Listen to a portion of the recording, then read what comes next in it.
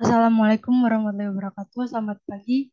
Eh, Kami dari kelompok 4 yang beranggotakan George Alexander, Novia Ramawati, Fasya Bihurin, dan Masita Safitri akan memaparkan materi bab 17 dan 18 tentang kebijakan dan praktik sumber daya manusia dan perubahan organisasional dan manajemen stres. Yang pertama itu pembahasan materi bab 17. Yang pertama ada praktik pelaksanaan perekrutan dan pemilihan, yang kedua program pelatihan dan pengembangan, yang ketiga evaluasi kinerja, dan yang keempat peranan kepemimpinan dalam sumber daya manusia. Yang pertama, praktik pelaksanaan perekrutan dan pemilihan. Rekrutmen, seleksi, dan penempatan merupakan suatu proses yang akan selalu dilalui oleh tiap perusahaan untuk memperoleh sumber daya manusia dan menjamin ketersediaan tenaga kerja yang dibutuhkan. Rekrutmen dilakukan oleh organisasi atau perusahaan untuk mendapatkan calon tenaga kerja untuk memenuhi kebutuhan sumber daya manusia yang selanjutnya akan melalui sejumlah proses seleksi untuk memperoleh tenaga kerja atau sumber daya manusia yang sesuai dengan kebutuhan. Menurut Robert, menurut Robert dan Hubert, terdapat dua bentuk sumber rekrutmen, yaitu external recruitment dan internal recruitment. Internal internal recruitment dapat berupa promosi atau mutasi. Pemenuhan kebutuhan sumber daya manusia melalui external recruitment dapat dilakukan melalui yang pertama, advertising atau iklan. Upaya pencarian tenaga kerja dengan cara mengiklankan atau memberikan informasi kebutuhan tenaga kerja oleh perusahaan melalui berbagai media yang dapat diakses oleh masyarakat. Yang B, job fair. Upaya pencarian tenaga kerja melalui event atau satu kegiatan dengan pihak institusi tertentu. Yang C, rekomendasi karyawan. Pemenuhan kebutuhan tenaga kerja melalui akses yang dimiliki karyawan, misalnya melalui kenalan atau kerabat karyawan. Yang D, pelamar independen.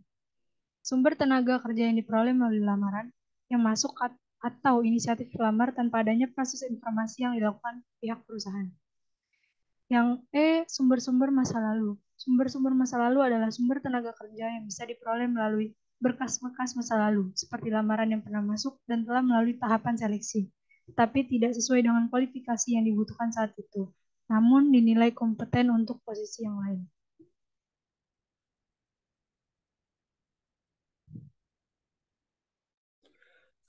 Selanjutnya kita akan membahas selanjutnya ada proleksi, seleksi, dan penempatan merupakan proses lanjutan dari rekrutmen yang dilakukan oleh pihak perusahaan. Seleksi dan penempatan merupakan rangkaian proses yang tidak bisa terpisahkan, yang fungsinya saling melengkapi dan mendukung. Cara kerja proses seleksi yaitu yang pertama ada seleksi awal, yang kedua juga ada seleksi substantif, yang ketiga ada tes simulasi kinerja, yang keempat ada wawancara, yang kelima ada seleksi lanjutan, dan yang keenam ada program pelatihan dan pengembangan. Lalu selanjutnya kita akan membahas tentang program pelatihan dan pengembangan. Program pelatihan, menurut Robin and Judge tahun 2027, dapat mencakup berbagai hal dari mengajarkan kepada karyawan kemampuan dasar hingga kursus-kursus kelanjutan kepemimpinan. Program pelatihan ini dapat dikategorikan dalam beberapa tipe, yaitu yang pertama basic literary skill, dan yang kedua ada technical skill, yang ketiga ada interpersonal skill, dan yang keempat ada problem solving skill.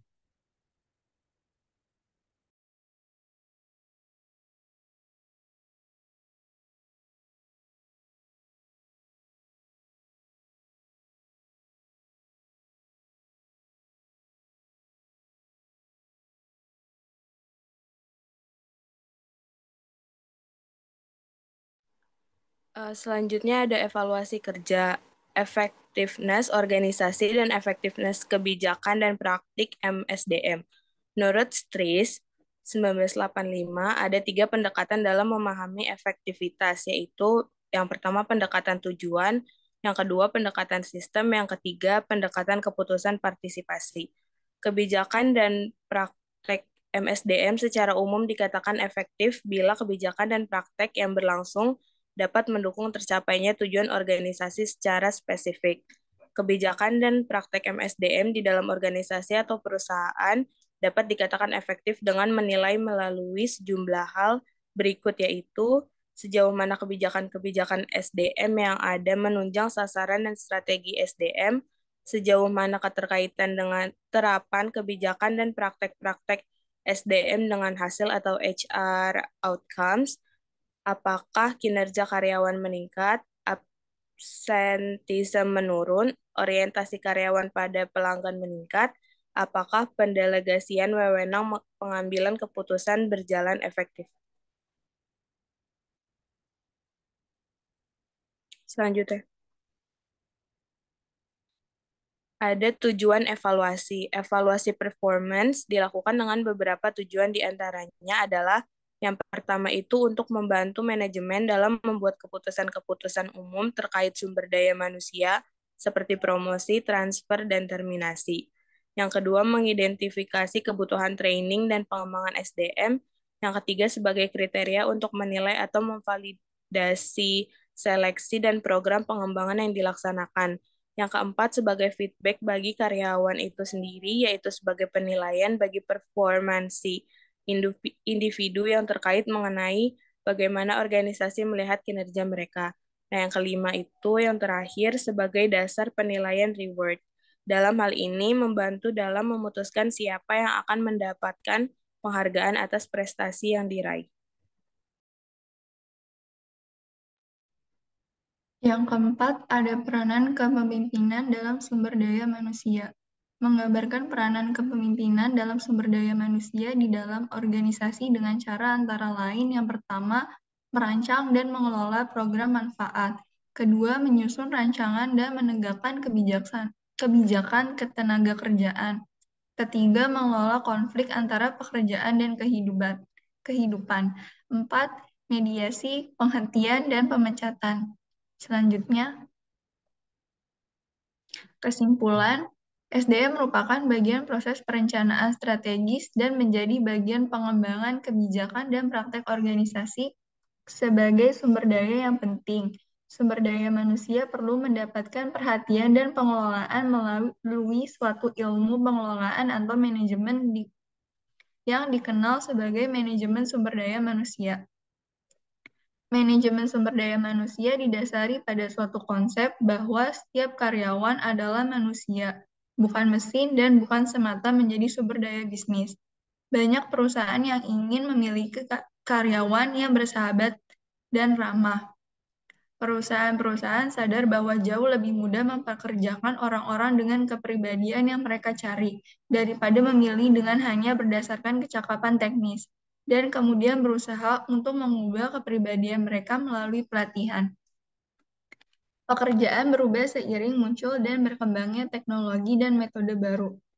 Sebagai contoh, banyak personel perbaikan otomotif harus melalui pelatihan yang ekstensif untuk memperbaiki dan merawat model yang ada sekarang dengan mesin yang dimonitor komputer, sistem stabilisasi elektronik, GPS, sistem tanpa kunci, dan inovasi yang lain. Next.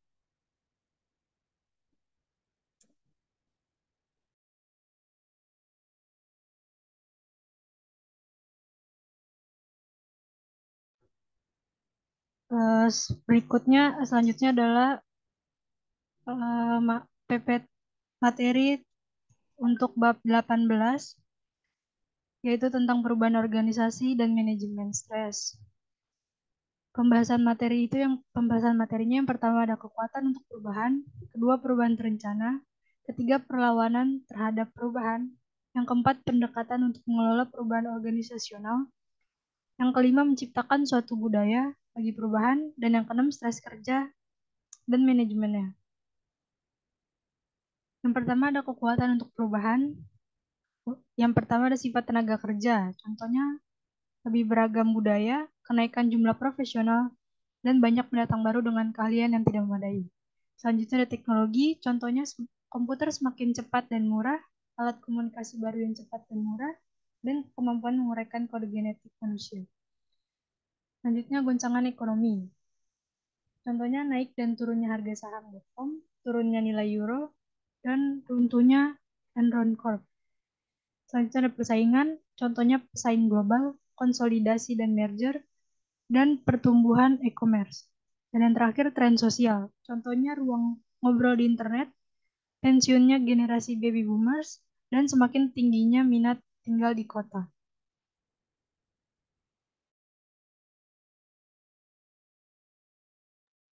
Selanjutnya ada penolakan terhadap perubahan. Nah, yang pertama itu penolakan individu. Yang kedua, penolakan organisasi. Penolakan individu itu isinya ada kebiasaan, keamanan, faktor ekonomi, kekuatan atas hal yang tidak diketahui, dan pemrosesan informasi selektif. Sedangkan penolakan organisasi itu terdiri dari kelembanan struktural, kelembanan kelompok, pemrosesan informasi selektif, fokus perubahan terbatas, ancaman terhadap keahlian, dan ancaman terhadap alokasi sumber daya yang telah mapan.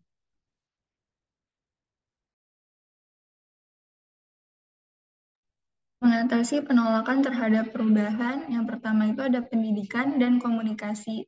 Kedua, kemudahan dan dukungan. Ketiga, ada perundingan. Keempat, manipulasi dan kooptasi. Yang terakhir ada pemaksaan.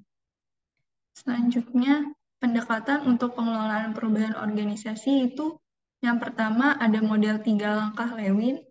Yang pertama ada pelelehan, lalu ada gerakan, yang terakhir ada pembekuan. Selanjutnya, riset tindakan, proses perubahan yang didasarkan pada pengumpulan data secara sistematik dan kemudian memilih tindakan perubahan yang didasarkan pada apa yang dinyatakan oleh data yang dianalisis itu.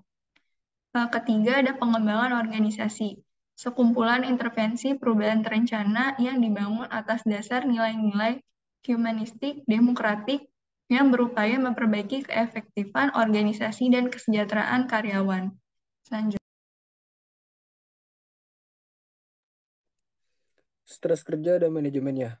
Apa sih itu stres? Stres itu adalah kondisi dinamik yang di dalamnya individu menghadapi peluang, kendala atau tuntutan yang terkait dengan apa yang sangat diinginkannya dan hasilnya dipersepsikan sebagai tidak pasti tetapi penting.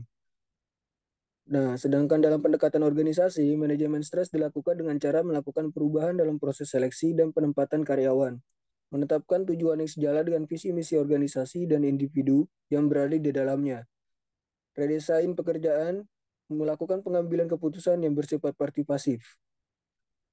Oke, selanjutnya. Potensi sumber-sumber stres. Hal apa saja yang dapat memicu stres? Yang pertama, tension, yaitu suatu keadaan di mana kita mengalami tegang atau tekanan mental. Yang kedua ada frustasi, yakni mengalami kekecewaan karena ambisi dan cita-cita kita terhambat oleh sesuatu atau di saat kita mengalami kegagalan. Terus yang ketiga ada konflik, rasa ketegangan, kecemasan yang disebabkan sukar menemukan dua pilihan atau lebih.